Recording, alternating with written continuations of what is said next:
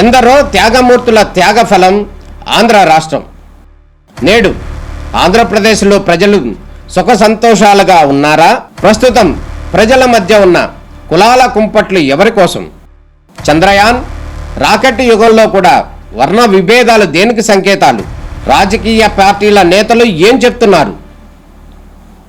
నేటి కాలంలో ప్రపంచాన్ని శాసించే మన యువత మేధాశక్తి ఏం కోరుకుంటుంది? తెలుసుకోవాలంటే ఆంధ్ర యువగలం.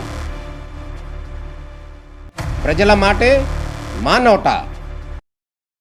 తెలుగుదేశం పార్టీ వ్యవస్థాపకులు అన్న నందమూరి తారక రామారావు గారు తెలుగుదేశం పార్టీ పెట్టిన కేవలం 9 నెలల్లో ఏ విధముగా అయితే తెలుగుదేశం పార్టీని అధికారంలో తెచ్చారో అలాగే అదే చరిష్మా అదే నాయకత్వంతో నారా లోకేష్ గారు కూడా సుదీర్ఘ వేల కిలోమీటర్ల పాదయాత్ర చేసి ప్రజల సమస్యలు తెలుసుకొని తెలుగుదేశం పార్టీని అధికారంలో రావడానికి తోడ్పడిన నాయకుడు.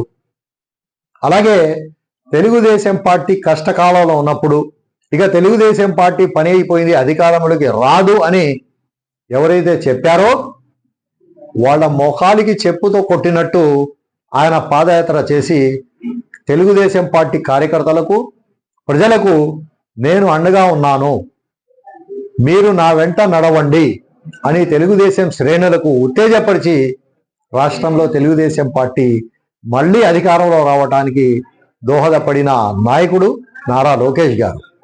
కాబట్టి మేము నారా లోకేష్ గారికి ఉప ముఖ్యమంత్రి పదవి ఇవ్వాలని మేము ముఖ్యమంత్రి నారా చంద్రబాబు నాయుడు గారికి మేము కోరుకుంటున్నాం.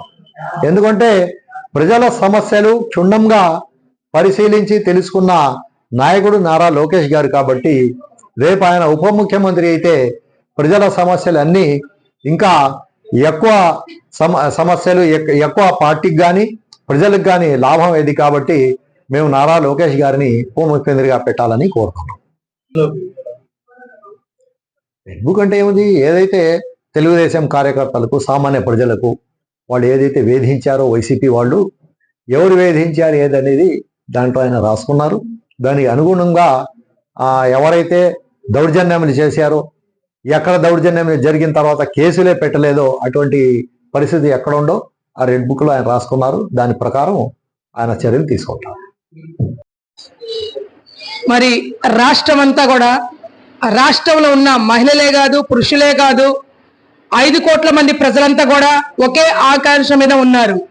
అది ఏంటంటే యువ నాయకుడు నారా లోకేష్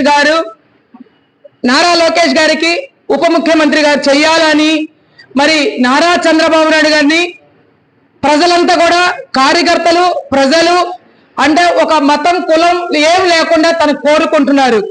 ఎందుకంటే నారా లోకేష్ గారు పాదయాత్ర చేసినప్పుడు ప్రజల గురించి ఏ సందులో ఏ గల్లీలో ఎవరు ఏం చేశారు అంటే సైకో ప్రభుత్వంలో ఉన్నప్పుడు 5 సంవత్సరాలు ఏ రకంగా బాధలు పెట్టాడు, ఏ రకంగా ఇబ్బందులు పెట్టాడు, ఏ రకంగా ఆడబిడ్డలు అన్యాయం అయిపోయారు, ఏ రకంగా మానభంగాలు జరిగినాయి, ఎట్లా గంజాయికి పెంచి పోషించారు అని ఆ రకంగా ఉన్నప్పుడు తన బాధలన్నీ తెలుసుకున్న నాయకుడు యువ నాయకుడు నారా లోకేష్ గారు. కాబట్టి మరి యువ నాయకుడు నారా లోకేష్ కి మరి ఉప ముఖ్యమంత్రిగా ఇవ్వాలని మేమంతా కూడా, నేను ఒక మహిళగా, ఒక ముస్లింస్ మహిళగా నేను కోరుకుంటమే కాదు మా సమాజం అంతా కూడా తను కోరుకుంటుంది.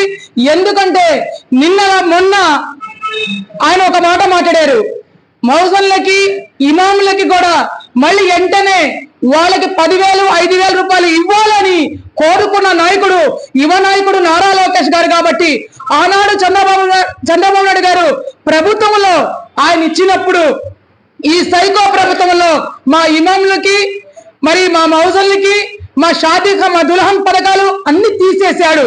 కాబట్టి యువ నాయకుడు నారా లోకేష్ గారు ఆధ్వర్యంలో ఇట్లాంటివన్నీ కూడా మా సమాజానికి మంచి జరిగిద్దని మేమంతా కోరుకుంటమే కాదు ఆ అల్లాని దువా కూడా చేస్తున్నాం. అందరికీ నమస్కారం. తెలుగుదేశం పార్టీ జాతీయ ప్రధాన కార్యదర్శి యోగలం రథసారథి నారా లోకేష్ గారిని ఉప ముఖ్యమంత్రిగా నియమించాలని నారా చంద్రబాబు నాయుడు గారిని ముఖ్యమంత్రి గారిని మేము ప్రధానంగా డిమాండ్ చేస్తున్నాము. ఎందుకంటే యువగలం పాదయాత్రతో రాష్ట్ర నలుమూలల్లో జరుగుతున్న సమస్యలపై పాదయాత్ర చేసి స్వయంగా సమస్యలు తెలుసుకున్న మనిషి నారా లోకేష్ గారు. అటువంటి నారా లోకేష్ గారిని ఉప ముఖ్యమంత్రిగా చంద్రబాబు నాయుడు గారు నియమించాలని కోరుతున్నాము. అలాగే మంగళగిరి నియోజకవర్గంలో 1983లో పార్టీ రామారావు గారు స్థాపించినప్పుడు గెలిచింది. ఆ తర్వాత అక్కడ ఇప్పుడు దాకా తెలుగుదేశం పార్టీ గెలవలేదు. అటువంటి నియోజకవర్గంలో నేను నాయకుడిగా అక్కడ ఎదుగుతాను, ఆ నియోజకవర్గంలో పార్టీ మళ్ళీ గెలిపిస్తాను పార్టీని ఇది చేసి మళ్ళీ అక్కడ ఆయన 1,00,000 ఓట్ల మెజారిటీతో గెలిచిన నాయకుడు నారా లోకేష్ గారు.